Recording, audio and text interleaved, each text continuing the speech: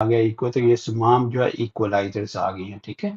सही है, इक्वलाइजर आपके जो है आ गया। अब फर्ज करें यहाँ पे इसको मैं सिलेक्ट करता हूँ, ये ब्रांच को, ठीक है, और इसको मैं कर देता हूँ, ठीक है, फर्ज करें 1200, ठीक है, ये देखिए 1200 कर दिया, ठीक है।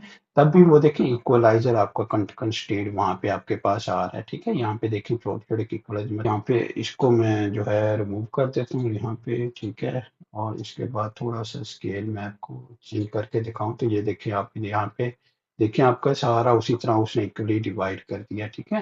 तो अगर फर्ज करें मैं यहाँ पे इसको सिलेक्ट करता हूँ, ठीक है, और उसको 1200 मैंने दिया था, तो 12,000 कर देते हैं, ठीक है। तो फिर देखिए क्या सूरत आ रही है, देखिए फिर आप नीचे आ गया, आप इक्वली इक्वली डिवाइड करके उसने जो नेटवर्क का आपका, ठीक है, वो इक्वली डिवाइड करके उसी तरह आपका आ गया। अब मैं थोड़ा सा स्केल चेंज करते हैं, तो स्केल वापस ले आते हैं, ठीक है, थोड़ा सा वो दिखाने के लिए आपको मैंने किया था, ये देखिए। अब देखिए, अब इसको